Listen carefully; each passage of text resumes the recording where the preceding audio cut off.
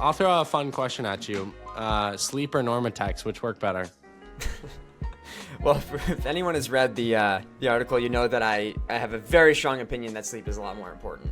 In fact, I would argue it's orders of magnitude more important, which I think speaks to one of the problems here, which is that in the recovery space, there's a lot of majoring in the minor. I think we overvalue active recovery methods, actually, because we can feel something, right? Like the foam rolling, the massage guns, the Normatex. It feels like you're doing something, and it hurts so good sometimes, right? Like it has to be working because I'm feeling something in my muscle. Well, guess what doesn't really actually give you something that you feel, which is sleep and nutrition. I guess I would argue that if you're famished, then you would know if you're sleep deprived. But doing those things well doesn't give you the same kind of like immediate reinforcement loop where you're like, oh yeah, this is doing something right now.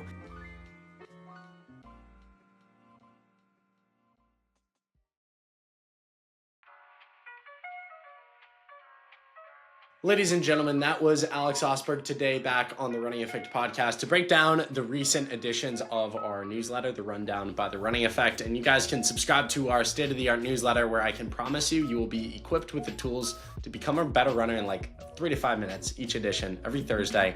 Link in the show notes. Subscribe. Completely free to subscribe, and you can always unsubscribe if you don't think it provides value. But I can promise you, and I mean this honestly, very, very, very few people have unsubscribed. I don't think I've ever noticed it. So people seem to think the same thing. It provides them value and helps them become better runners. And we do a podcast episode every single month breaking down the best ideas and insights from these 4 editions. Today's conversation, we break down the habits of the most successful runners and people. We also break down why stretching might not actually be the best thing for you. We also talk about the best science-proved recovery habits that you guys can directly install into your routines and so many other subjects. This one is wisdom-packed, info-packed, so I'll keep this intro short. If you enjoy it, share it with a friend, give us a 5-star review, and hit the follow button so you never miss another conversation. Without further ado, enjoy the wisdom from the man, the myth, the legend, Mr. Alex Ostberg.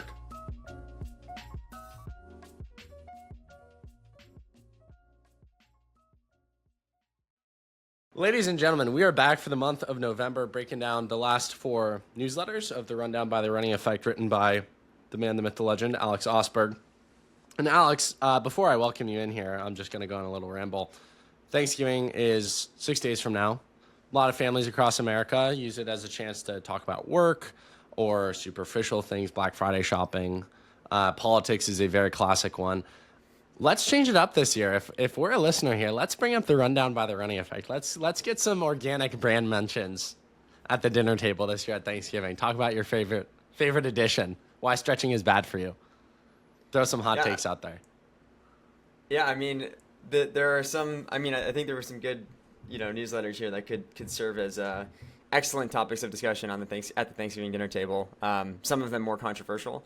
If anyone out there listening has parents that are into yoga and they're convinced that or their static stretching is improving their running, you can have that article in your back pocket and see where it goes. But yeah, it's a much more wholesome discussion than politics anyway, right? We should just push everything in that direction.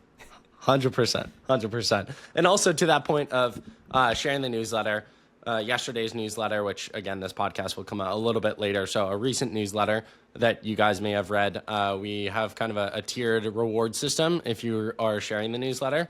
So I get so many DMs from so many of you, bro, how can I get the Running Effect singlet? I don't give it to anyone. I don't even think Alex has one, unfortunately, although he should. And so you can take this as a chance to one-up Alex, be one greater in the Running Effect stratosphere, and get a Running Effect singlet if you share the newsletter enough times. So Alex, I'm excited to involve the community a bit more and actually reward people. When I ask them to share the newsletter, you can actually get some cool rewards. So check out the most recent newsletter for more information there. Recent piece that you wrote, Alex, that I absolutely loved was the Playbook of Greatness, 10 Habits Elite Runners Rely on Daily. I guess the first question here, I think knowing you have a style where you love these kind of reflected pieces that you can like pull together insights or learnings from your own experience or your experience studying others. What was the inception for the idea of this newsletter? Well, I think I had written a newsletter, it may have been the issue prior to this one, about resisting mediocrity and how you kind of are able to pull yourself out of that gravitational pull towards what what brings people to the average, the regression to the mean, so to speak. And I was thinking, okay, well, it's one thing to resist mediocrity, but it's another thing then to take the next step towards being world class. And I think sometimes when you think about the dividing lines between what it takes to be really good in high school, what it takes to be really good in college, what it takes to be really good as a professional, and then to be really good at the Olympic or world championship level. You brought this up on your podcast with Mike Smith. It was essentially the idea that mediocrity can hide in plain sight until passion exposes it, or mediocrity or deficiencies can hide until you level up, and then all of a sudden those things are extremely visible and extremely present. So I wanted to kind of think about, I've had the great honor and privilege to be around so many phenomenal athletes that have set world records, athletes that have won Olympic medals.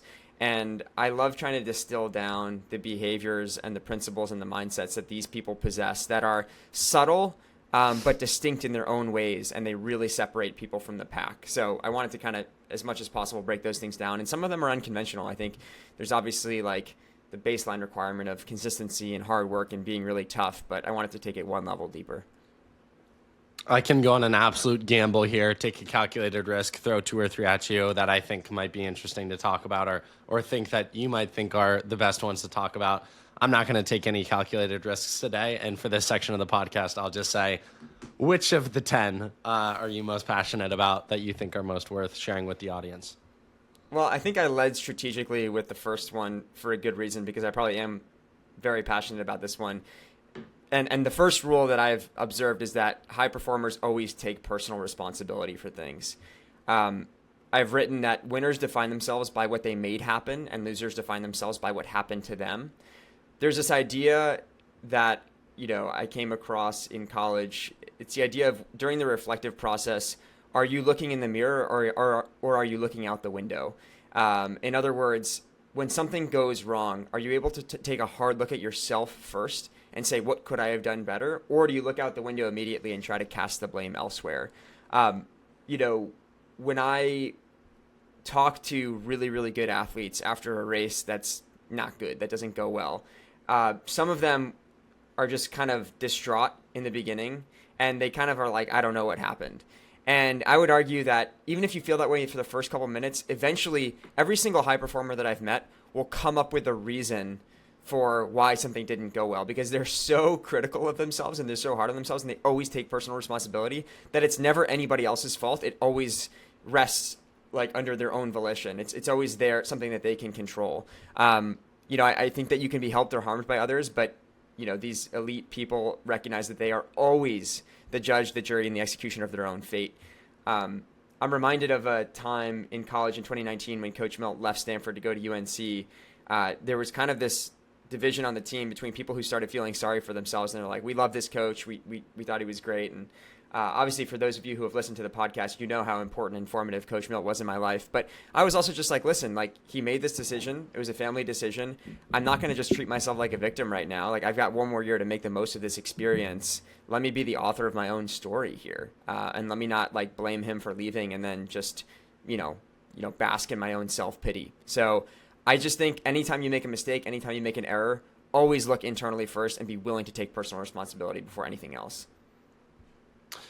So many good ones on here, but 2 that stand out to me are number 4, do the ordinary things extraordinarily well, and number 5, stay coachable, I think for different reasons. But I think so many high-level athletes think they're coachable until they actually meet a good coach who has strict boundaries for them and tells them what to do.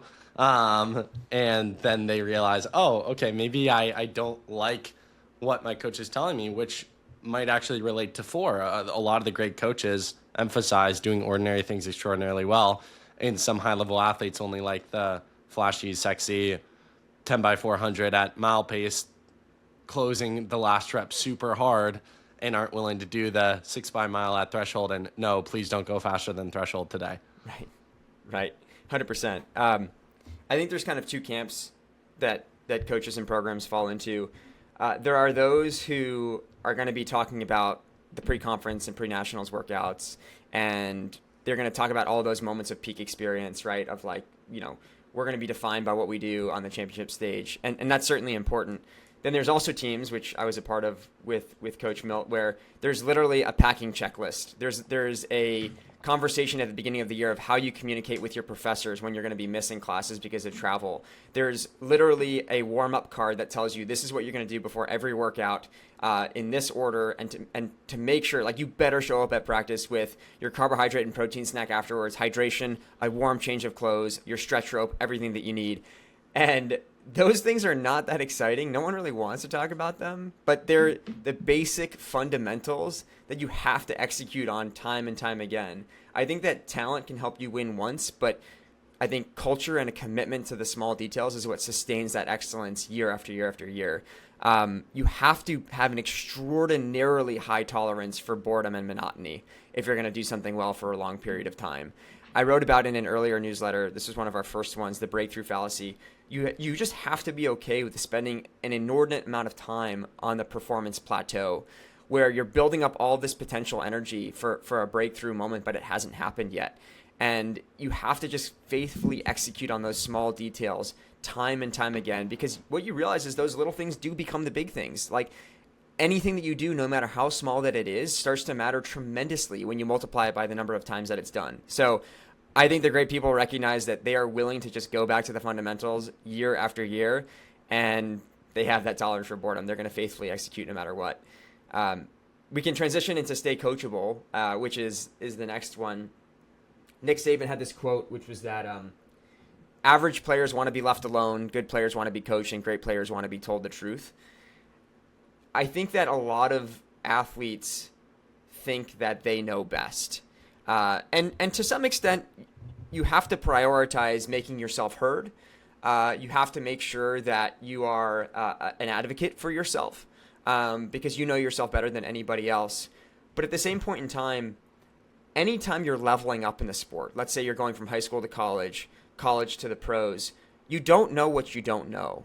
And there's a level of excellence and there's a level of commitment required that is completely unknown to you until you actually have been in that space for a long period of time. So the best people that I've been around actually listen. They don't think that they're too good for anybody to like talk down to them or tell them what they can get better at. I think if you're not willing to listen, you're not going to survive for very long at the top. So you have to make yourself open to, and you have to invite that kind of criticism and feedback, because the moment you stop listening, you're going to start declining.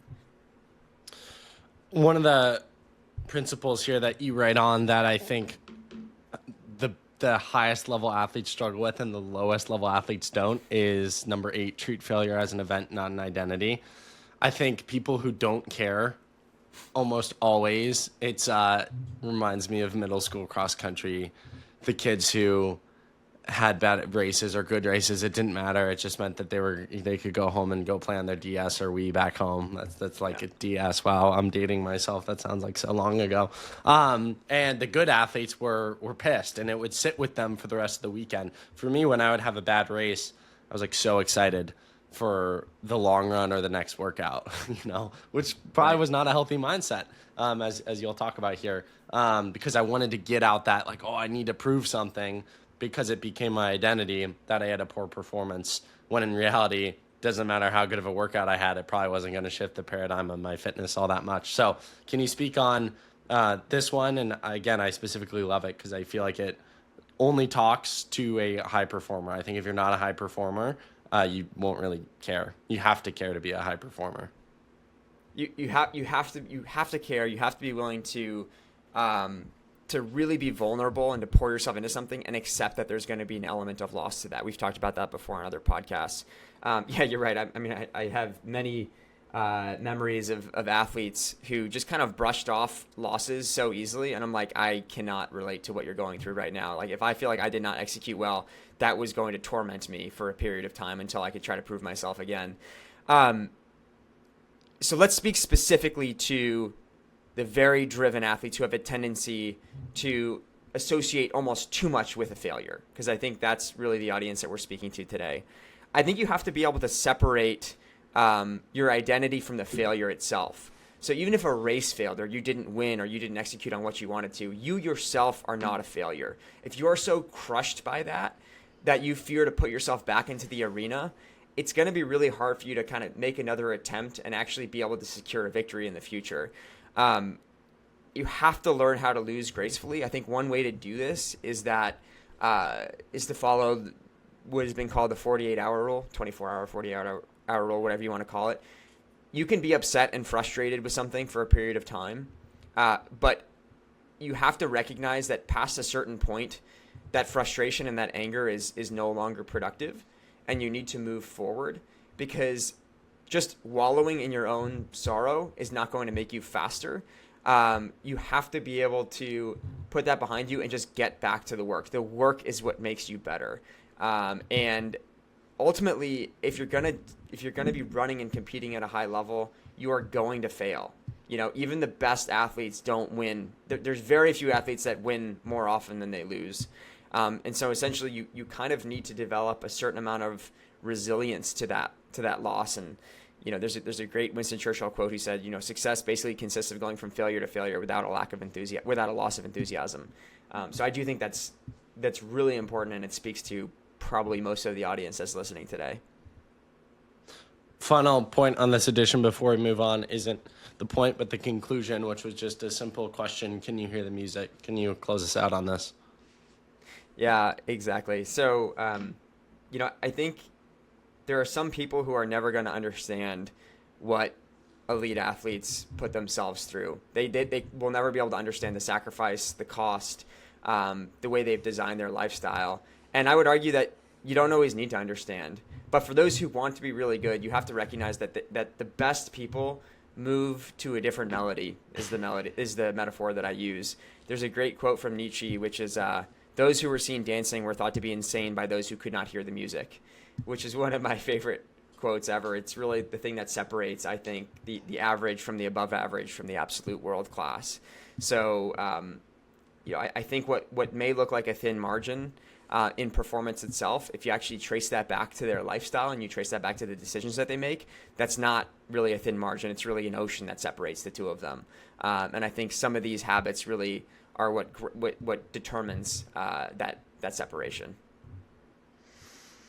Yeah, it's the highest level people I know, or even people in my life who are vaguely on the outside of it, who think I'm crazy for schedules or habits or whatever. It's just like, you don't get it, and you'll never get it, And that's how I'm sure I'd feel about certain people's work ethics. Like, when I was in Cabo around all those successful guys, it was so eye-opening to be like, wow, I thought I was working hard. I'm not working hard. And I had a level of acceptance or understanding, but I'm sure there are people in those people's lives who... Thanksgiving is a great example. You go to Thanksgiving and someone asks, what does your day-to-day life look like? And it's like, I was up till 11:30 last night on a podcast idea that might never actually materialize. It's like, really? You weren't watching the newest Love Island on Netflix? And it's like, no, I actually wasn't. So I love the conclusion there. I think it's one of the best pieces you've ever wrote. And again, we leave a link in the show notes, first link if you want to check out any of the things we discussed today. Speaking of Thanksgiving, and we opened up with it, and we kind of determined that, if you want to be controversial at the family dinner table, say you probably shouldn't be stretching. The next piece is it time to retire stretching, rethinking flexibility, performance, and what fitness really measures? You're the teacher, Alex. Prepare us for this debate that's about to go down in 6 days. What should we know about stretching?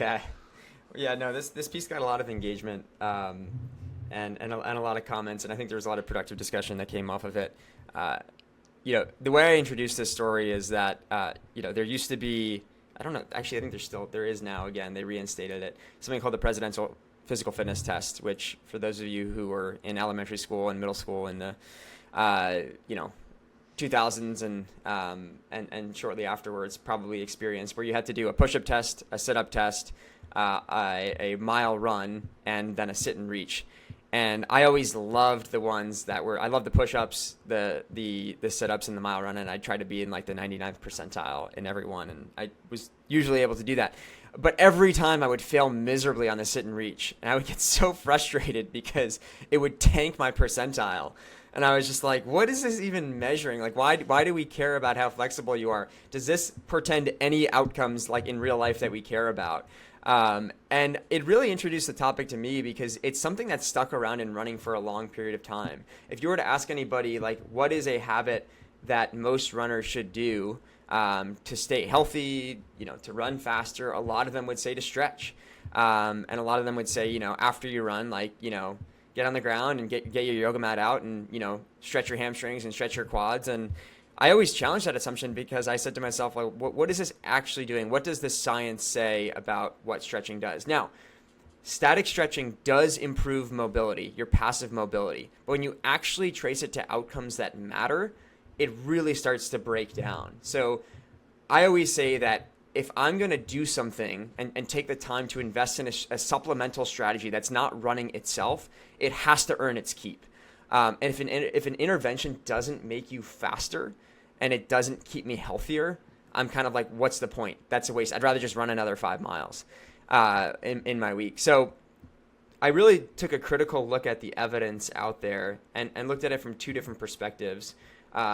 Looking at 2 claims that are out there about stretching. The first one being it can make you faster, essentially. And the one place this has been studied very closely is in running economy. So running economy is basically a measure that looks at your efficiency of movement. I like to compare it to miles per gallon in a car, right? So someone who's really, really efficient might be able to get 50 miles per gallon because they're really good at taking oxygen from the environment, burning their fuel sources, and then converting that into energy.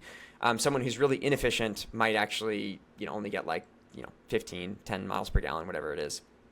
So when we look at our bodies, we have muscles and tendons that really act like springs. When you load them and you stretch them, and then you release on a push off, you're actually getting about 20 to 40% of your forward propulsion just from that elastic recoil alone. So while we think that stiffness is a bad thing, in the biomechanical sense, you actually want a little bit of stiffness to be able to harness that free energy and push you forward. And so they actually did a really nice study in the early 2000s. Andy Jones conducted it, where they had runners do a sit and reach test, right? So you sit down, you're on a box, and then you see how far you can reach. And he found that the less flexible runners were actually more efficient. In other words, they had much better running economy. And there have been other studies that have proven that since, and so the evidence really consistently points in the same direction. The more that you loosen that spring, the less power you get in return. So that's argument 1. Argument 2, which is a little bit more straightforward, is you take large samples of people, you analyze those you stretch and those you don't stretch, and then you look at injury rates.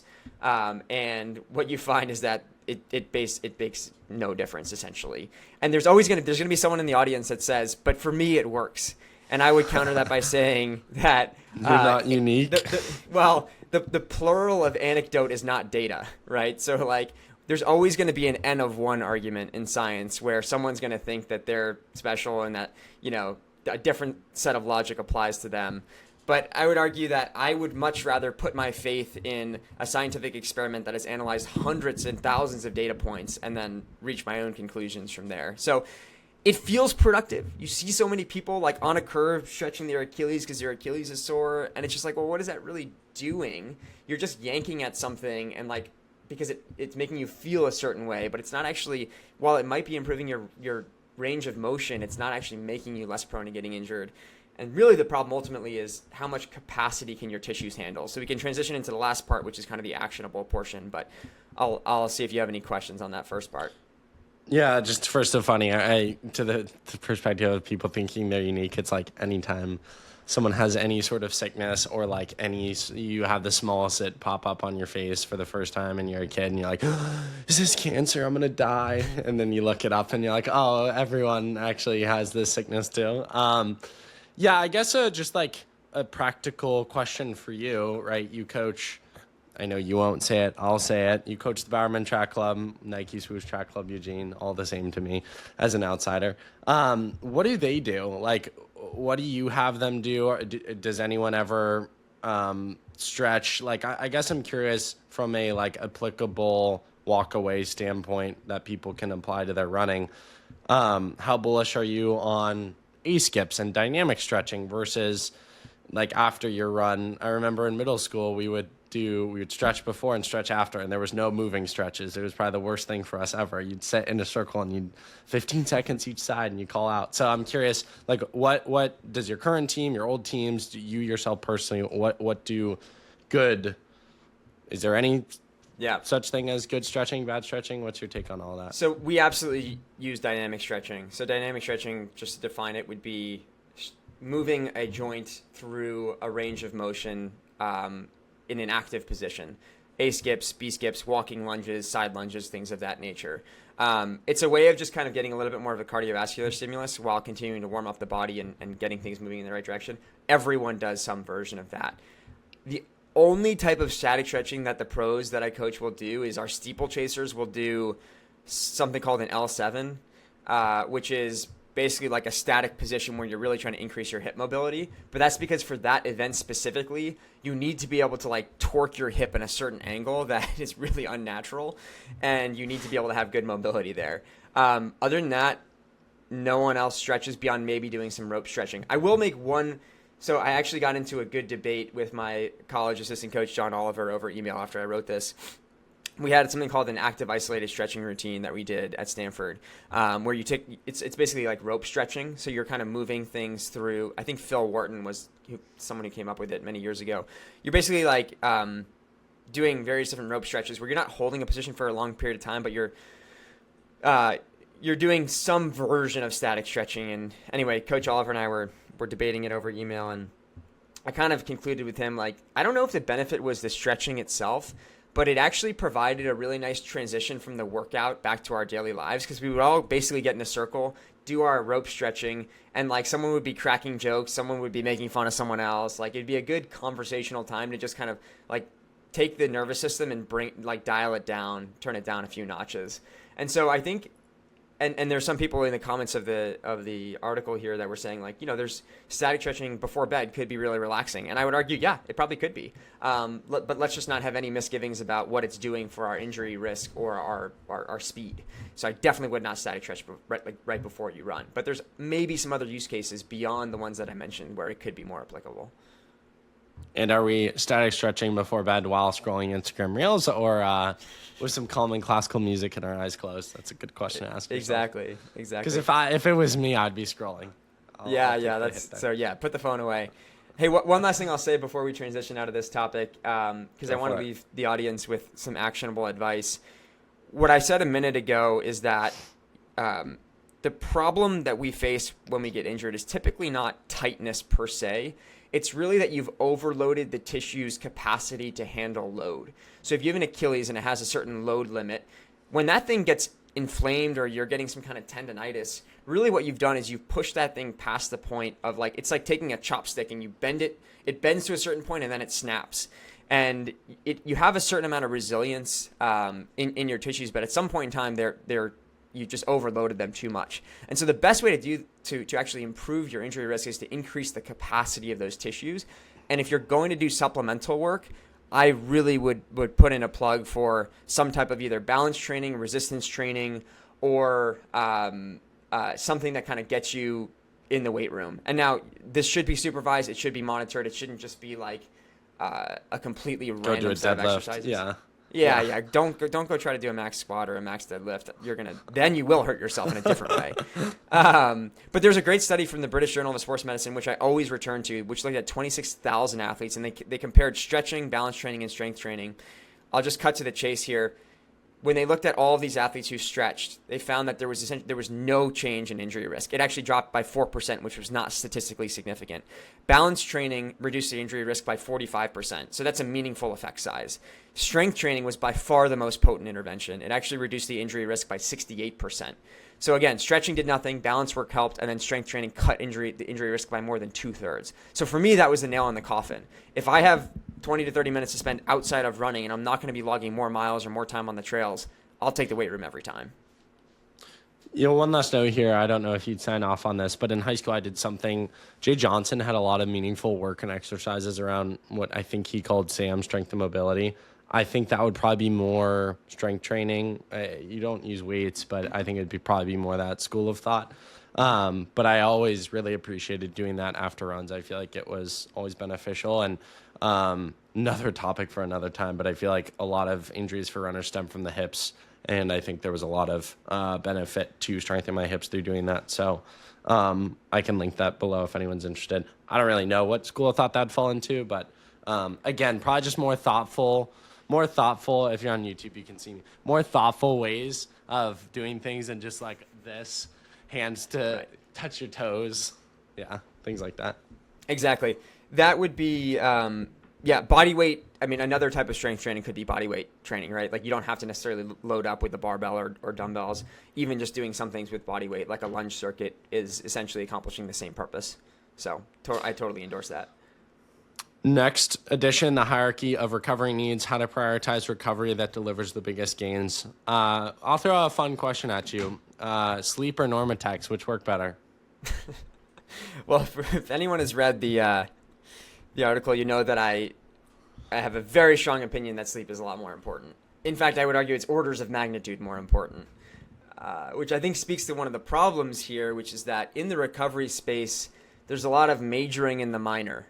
I think we overvalue active recovery methods, actually, like because we can feel something, right? Like the foam rolling, the massage guns, the Normatex. It feels like you're doing something, and it hurts so good sometimes, right? Like it has to be working because I'm feeling something in my muscle.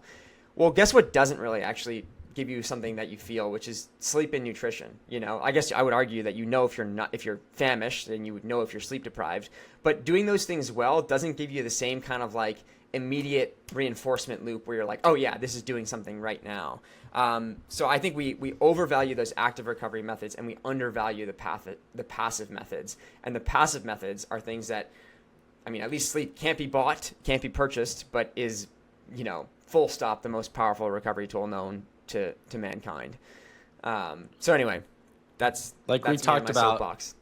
Yeah, athletes don't want to do the ordinary things extraordinarily well, and sleep is the most ordinary thing, debatably. Probably sleeping and eating are the two most ordinary things people do every single day, and they're ordinary because we do them every single day. And the more I look into sleep science, the more horrified I am with my habits because there's so much there. It's so well studied.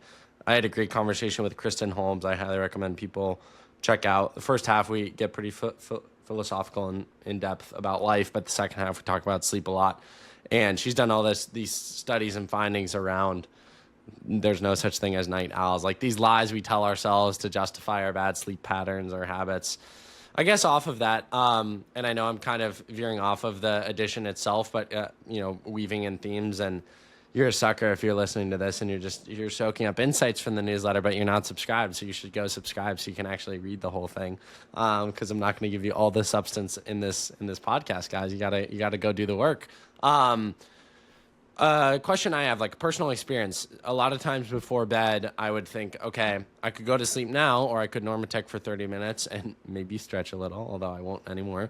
Stretch a little and use a massage gun, and that whole process might take 40 minutes.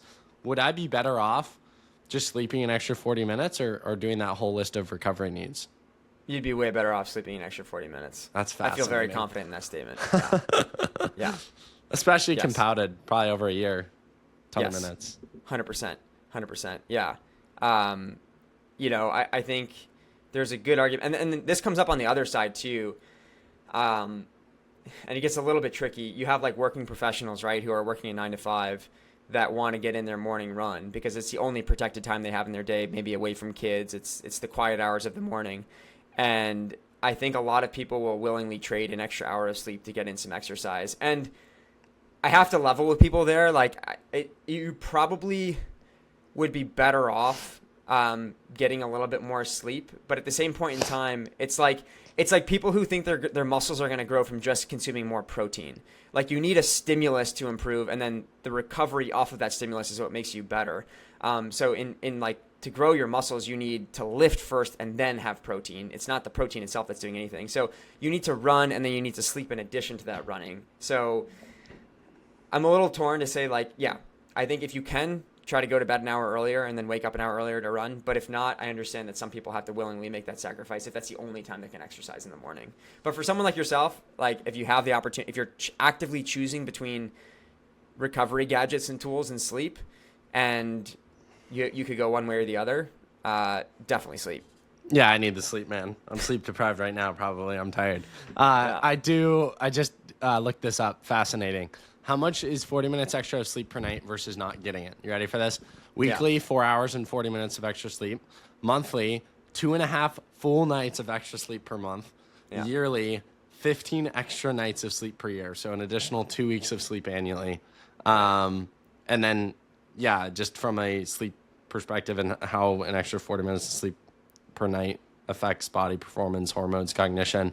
5% faster sprint times, 9% better free throw accuracy, quicker reaction times. I feel like these are all from Stanford Sleep Disorders Clinic, Yeah. it says. Even Sure, 30 to 60 minutes improvements show linear gains in neuromuscular speed, endurance capacity, hormonal effects, all the crazy stuff. And you've said this to me before on podcasts. If you could bottle sleep as a drug, it would be the most expensive, effective drug ever made. Mm-hmm. It's very true. It's crazy. The best thing is that it's free and it's legal. You know, it's Yeah. way more powerful than illegal drugs you can take for doping purposes. But we don't see it that way. From a behavior psychology perspective, why do you think people will hear these numbers? I can guarantee you this. Hear these numbers and then tonight not change anything. Get 7 hours of sleep. I mean, there's in behavior change, there's always a difference between like the knowledge to action gap. I think there's a lot of reasons for that. I think there's a lot of inertia to continue on your current path without reevaluating. I think the cost of our we feel the reward of like things that feel good immediately, but things that are beneficial to us, like that are sometimes difficult in the moment, you don't necessarily feel the negative effects of that until they accumulate over a very long period of time. I think James Clear would say that like the cost of your good habits is in the present moment, but the cost of your bad habits lies in the future somewhere. So it almost seems insignificant, 40 minutes on any given night, but we forget about the cumulative disadvantage that puts us at over time. You can easily brush off, one bad night's sleep, or I don't know, another example, like one cigarette or something like that. But it's when it's done time and time again, that's really what starts to, destroy your health. There's so many good things in here. So is there anything you want to talk about specifically that you're most passionate about? Because I feel like each section, so just taking people through the pyramid, at the bottom is sleep, then nutrition, rest days and time off, stress reduction, recovery tools, and then supplements at the top of the pyramid. Each of these sections is so good. I love this piece. So again, if you're listening, take 4 minutes, read it. You'll have immense benefit from doing so. But is there anything you're specifically passionate about or you feel like goes overlooked? I think we've covered nutrition pretty extensively before, and so there's 2 episodes we've done on that in the past. There's I think it's something like why your dinner plate might be your most important injury prevention tool, and the other one was the Fuel for the Work Required framework, which is about carbohydrate periodization in training. Go check out both of those if you haven't already. The nutrition section kind of captures that. I would love to talk for a minute about rest and time off. I feel like one of the deepest insecurities that runners face is that they just can't take a break very effectively, and they forget that you have to be able to rest, recover, take a day off in order to support the improvement process. Great quote from Bill Bowerman. If you don't know Bill Bowerman, look him up. He coached Steve Prefontaine. He said, if you take any primitive organism, you make it lift, jump, or run, and then you let it rest, what happens? A little miracle. It gets a little better. That's all training is. Stress, recover, improve. If you work too hard and you rest too little, you will get hurt. And so I think some of the best, actually, this is another thing that probably should have made its way into my list of 10 habits that define elite performers. Grant Fisher, unbelievably good at this. Having the courage to rest when you need to. Not making decisions from a place of insecurity, but making them from a place of logic and rationality and evidence-based science. So important.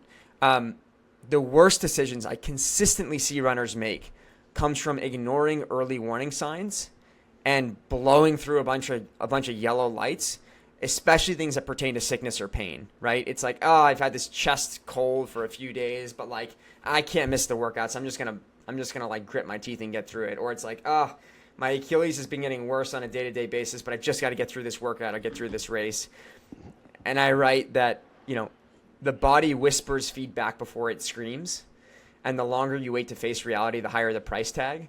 So occasionally you got to listen to some of those whispers before life has to like pin you down and scream at you to actually get you to change your behavior. So just remember that rest is not weakness.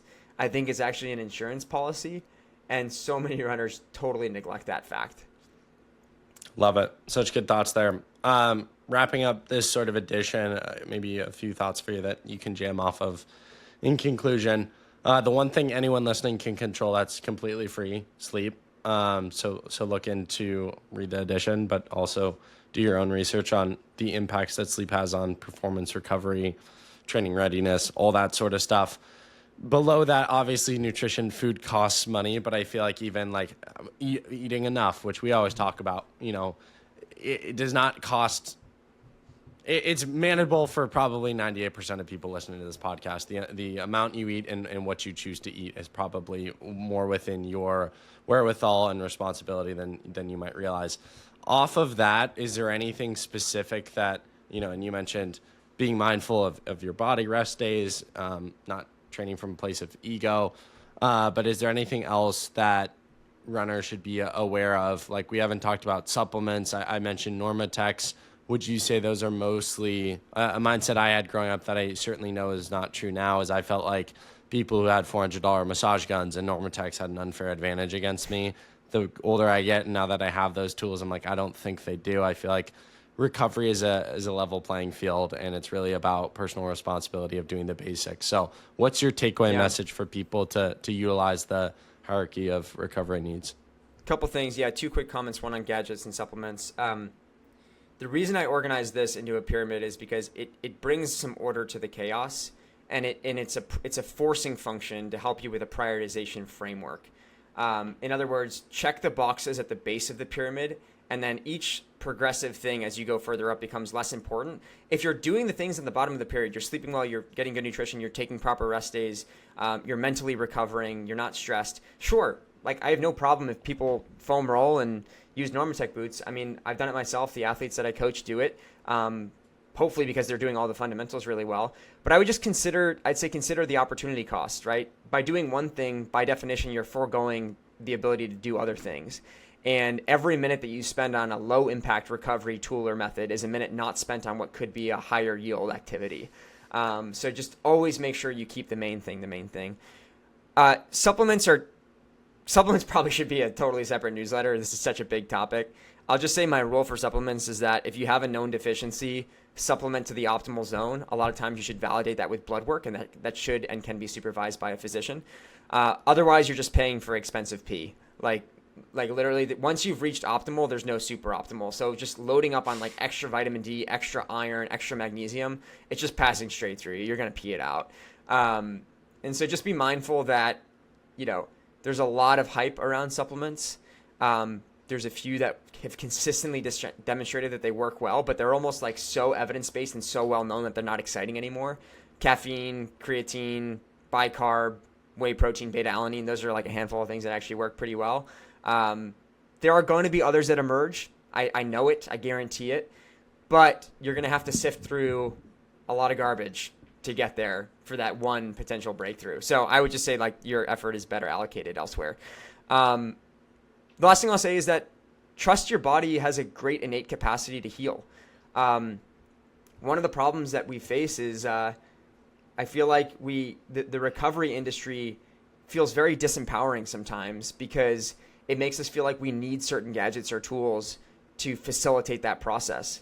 And the reality is that if you give your body good inputs through the things that we've talked about, sleep, nutrition, etc., good rest, your body has an incredible capacity to heal. Like, it's built into our biological code. The only problem is we don't like waiting around and doing nothing. Like, it's the waiting that kills us.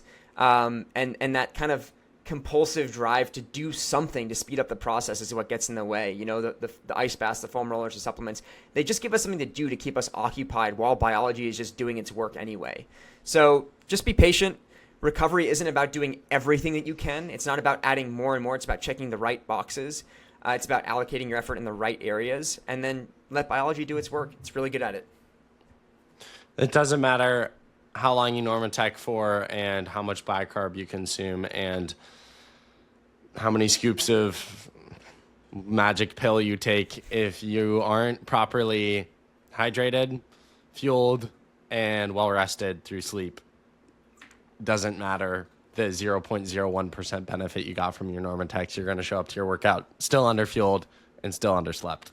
That's so right. focus on those things. You can't out-train poor sleep and poor nutrition. That's for sure. Final edition, viruses that infect team culture, why good teams fail, and how do you even say that word? Inoculate? Inoculate. Inoculate yours before it's too late. Yeah. We'll leave that in there. Well, you guys can make fun of me. I'll go back to middle school, learn how to spell. Where do you want to go with this one?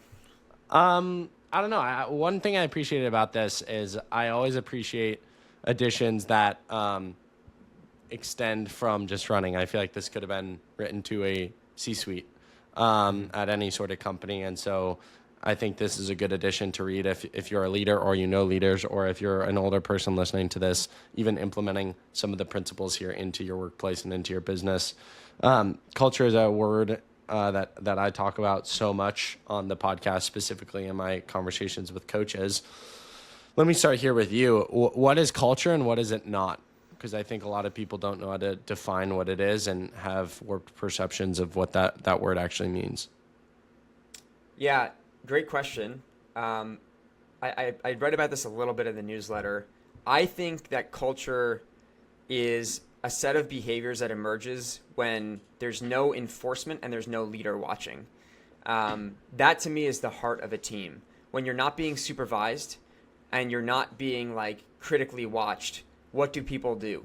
Where do they go? How do they support one another? To me, that's the root of this issue. And it's really the set of behaviors. It's the set of language. It's the language that people use. And it's the tactics that don't define people in their best moments or a group of people in their best moments, but it's also the minimum set of behaviors that like keeps everything afloat. You need to be airtight at the bottom in order to have a good culture. And I think so many people look at the peak moments of like the heroic calls and like the breakthrough performances, and it's like, yeah, that's great, but that rests on the foundation of the ordinary things done extraordinarily well, the things that we talked about already. And so I think culture is, those, a minimum set of behaviors that are ruthlessly protected from the bottom. And those things especially emerge in environments where I think you're not being watched. One of the first viruses you talk about is the envy virus, when competition turns inward. And some examples of this, you say a snarky comment about how, quote, they're just having a lucky week, a quiet eye roll when the coach praises them, downplaying success by saying, quote, let's see if you can do it again, end quote. Can you elaborate on this and how the best teams have a culture of an uplifting nature? And I've heard about situations in teams where people get their seventh man spot taken and they're like, well, it's what's best for the team. It sucks. I got to be better, but let me go pat my teammates back who took my spot. And then there are other team cultures where it's like all hell breaks loose if that happens. Mm-hmm. No, exactly. Let me just bring up an example of there's probably a lot of people in this audience that had high school running experience. And usually because you don't get recruited to your high school unless you go to a private school, you are typically going to be, if you're listening to this podcast, you're probably going to be a highly motivated person on the team that's probably relatively successful. And you probably are doing a lot of things by yourself, right? There's those lonely long runs on those cold November evenings or mornings that you're doing right now. And gosh, so many people in those environments just say like, what I would do for like a few good training partners right now, people who care about this the same way that I do. They're passionate about it in the same way. And the funny thing that happens is people always wish for that and they want to be a part of really high performing environments. But they also want to be the best. And those things are not always, sometimes those things are not always compatible in people's minds. And so what I've seen a lot is that on great teams, iron sharpens iron. You bring out the best in one another. But if you tilt that, motivation a few degrees in the wrong direction, that can very easily turn that competition outwards from like, let's take on the world and beat people to like, oh, I want to make sure I secure my roster spot and I want to make sure I beat the number 7 or the number 8 runner on the team to make sure I can travel to nationals. That's where it starts to become problematic. I would argue, to build off of what you said, is that, any team should consist of individuals that are essentially interchangeable parts. At Stanford, there was a nickname that was built around the team in the early 2000s when they were incredibly dominant, where Stanford was called the Machine. The idea being that everyone is a cog in the machine and that you all have a role to play, but there's no hierarchy. And I think that teams that have a hierarchical organization where like like runner A is always supposed to be the number 1 guy and runner C is always supposed to be the number 3 guy, like that starts to get dangerous. You should want to disrupt that hierarchy. You should be actually applauding when like freshmen come through the ranks and start beating upperclassmen. That's not something to be insecure about. That's something that's awesome. You wanted that. You wanted to be challenged when you were that high schooler that was training by themselves and you wanted really good competition and you wanted to be pushed to become the best athlete that you can be. So I would just say, this is something that I would always recommend, like tracking. Check yourself, check your ego. You are never owed anything. You have to earn your position every day. Rent is due every day, right? Like you have to put in the work. And no one gets grandfathered in to like the top 7 typically. That's the great thing about running is the results don't lie. You know, it's objective and, you know, go do your job. You're right. The most dangerous phrase on any team is, quote, "That's not my problem." And you talk about the ownership virus when people don't take that ownership and initiative. And this, again, is such a good addition for any business culture because whether you're the CEO or the intern, ideally there's a level of ownership where you feel responsible for the success or failure of the company, or in this case, of the team, that how you carry yourself, how you speak, how you show up to practice, and the ownership in which you carry is going to affect everyone else around you. So I love this piece. Can you elaborate on it? Yeah, so if it's not obvious already, I kind of framed this piece through like a medical lens, comparing, threats to team culture as like pathogens, right? That can infect the team, because teams don't collapse overnight. It's usually small things that grow in size and volume and then ultimately like take it down. And I think the lack of ownership or the not my problem is a very, very dangerous pathogen that can spread quickly. It's important to recognize that, I'm just going to use this example, like owners and employees always see a company differently, right? To use that metaphor. Owners care about waste, right? They're paying people and they're always watching the bottom line. They don't want misallocated effort. They don't want people to be doing jobs that are too easy for them. They really care about like, am I taking my resources and am I like spending them effectively and efficiently? People who are employees are just like, I just want to collect my paycheck. Like, I don't really care, like I'll do whatever it takes just to like check the box and get it done. Owners see problem, they fix it, right? They're not going to wait for other people to do it. They're going to go around and like they're going to make sure things are clean and organized. They'll pick up trash from the locker room. John Wooden, famously the UCLA basketball coach, used to do that because he cared about keeping the common spaces clean. So I think if you're getting to a point where, problems are passed around like hot potatoes, where like no one really wants to deal with it, man, that gets really dangerous. And you have to be able to instill a sense of ownership in the team. Hey, this is your mission that you're on. These are your results that this team is going to produce. Like, let's get excited about holding each other accountable and fixing some of these small issues, like before they become problematic. And if you could teach people to be like owners, I think cultures are always self-healing. And when people are disempowered and don't have that ownership, sometimes these little things can become like a terminal illness. What do you hope is the natural reaction from someone who would read this piece coming out of it in terms of their disposition change toward their team? Let's say it's a team captain reading it. What would you hope would be some things he'd implement coming from this piece? Yeah, great question. If you're an individual reading this, I think change always comes, you have to start with yourself first, right? People are going to follow the lead of what people at the top are doing. If there's ever a double standard, that gets really, really dangerous, right? Like if the best player on the team or the best runner on the team can get away with something that the 10th best player on the team can't get away with, you're slipping, right? And you're almost in a free fall at that point in time. So if you see this, like, be willing to hold yourself to that standard and be willing to challenge the team in places where you feel like you're not going in the right direction. A great example, which is kind of the last section of this piece, is what language does the team use? It's actually incredible to watch teams that walk away from the finish line. In cross country, everyone will know that you get to the finish line, you have to walk back to your team tent or your team camp area. And eavesdropping on those conversations is fascinating, because what you'll see in that 5-minute walk, that is ultimately like the best way to get your finger on the pulse of where the team's culture is at. There are some teams that are immediately going to start complaining and blaming people, right? Going back to ownership that we talked about earlier. Oh, it was the coach's fault. Like, oh, this workout we didn't prepare me optimally. And, misery loves company. And it's so easy to just jump on that bandwagon and be like, yeah, I agree. Like, this guy really messed us up, so on and so forth. But then there's also teams that actually approach those kind of, crucial moments of evaluation way differently with poise and intention. They're honest, they're accountable, they're specific. Ian Moini, give him a shout out. I talked to him a year ago, UNC assistant distance coach. He's like, I feel like the large majority of my job is just controlling the narrative, like picking up on language that I feel like is going to get us in trouble and correcting it immediately. I mean, words really matter. Language doesn't just describe reality, it actually shapes it. So that was a little bit of a tangent, but back to your earlier question. Yeah, I would just say hold yourself to a really high standard. I think people who look up to you and want to be like you, if you're fast or you're a great leader on the team, will fall into place. And one great way to do that is think about what you're saying and the language you're using. Shannon Thompson had this excellent point many, many podcasts ago where she said, words create worlds.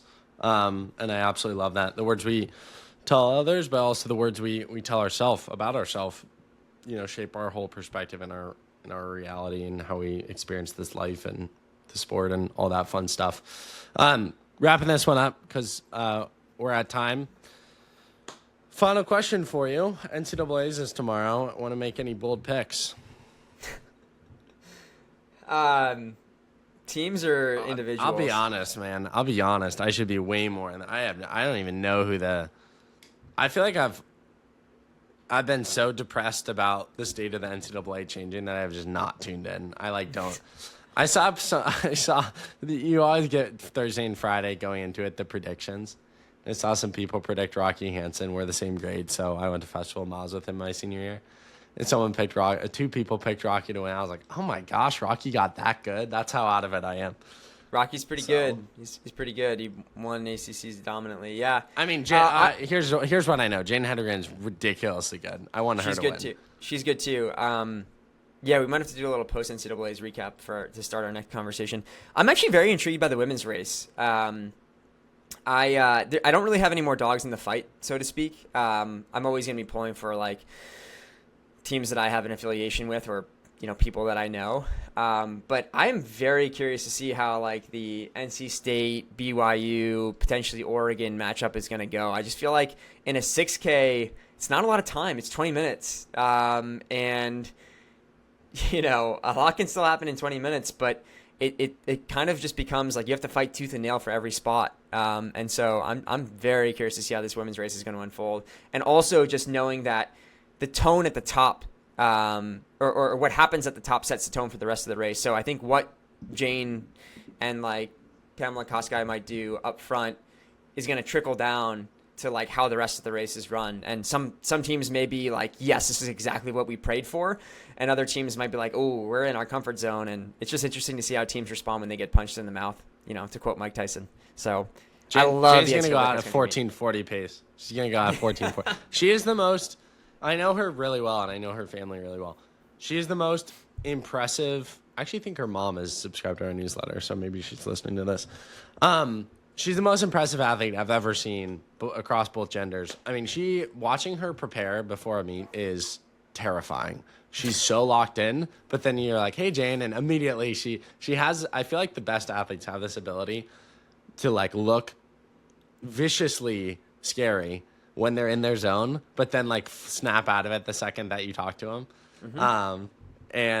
I mean, I saw her at Festival of Miles and then saw her at Brooks PR Festival of Miles. She would have won the pro women's race by a few seconds. And then Brooks PR, her 3K split of her 2-mile national record, I think would have won NCAA indoors, which is just crazy. But both those races and seeing her back-to-back weeks, I was like, you're remarkable. I did not think she got enough attention, which was unfortunate. I think she kind of started to towards the end, but I feel like we have enough phenoms on the girls' side every few years that people didn't really pick up on it before it was too late. And we actually made a finish line reel of her, and ESPN DM'd me, and they're like, hey, can we use this? And they made a post about her, which was pretty cool. But very cool. what else was I going to say to you? Oh, Oregon. Are Oregon's women, could they win a national title? They have the pieces. Outside shot? Yeah, I'd say it's probably an outside. I mean, they're in the conversation. So they're, yeah. So I think that's awesome. That'd be big. Mix. Speaking of Oregon, Shalane, guess who's coming on the podcast? Not Shalane, next month. I'm Not pretty Jerry. Stoked about it. No, you would know if Jerry was coming on. You got Jerry on the podcast. McKenna probably. You would know. No, Elise Kopecky.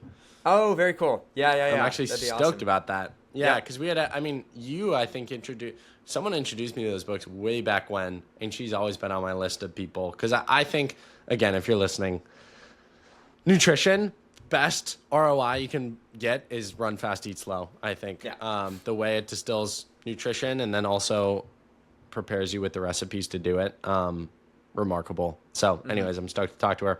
Final question for you, and then I'll let you get out of here. Favorite Thanksgiving food while we're on the topic of nutrition and in the holidays? Oh, I don't know if this is a controversial take, but I kind of like the desserts. That's not controversial. There's just always good desserts, like any pumpkin pie. Like I'm a sucker for pumpkin pie. That's. Are you going back home? Yeah, I'm gonna go. Yeah, I'll be with my family, which would be nice. Nice. Yeah. What's the? Well, people could find out the city you live. I was gonna say I'm not gonna expose where you live. It's not hard to find out what city you came from. What's your connection from Eugene? Because it's such a pain to get out there. Is it like Eugene to Boston? No, it's Eugene to New York. Yeah, anyone who's flown into Eugene will know it's a good airport. But it's small. It's a 2-flight. It's basically a 2 flights anywhere you want to go unless you're flying into a major city. So, but to get to the East Coast is usually connect through Salt Lake or Denver. Got it. Yeah.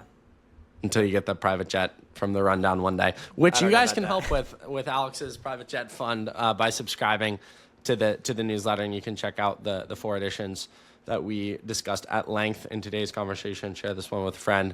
Subscribe to the newsletter, completely free. You can always unsubscribe if you don't find value from it. And Alex, I will catch you in 4 editions. Appreciate you and all you do. And thanks for another banger episode. Thank you.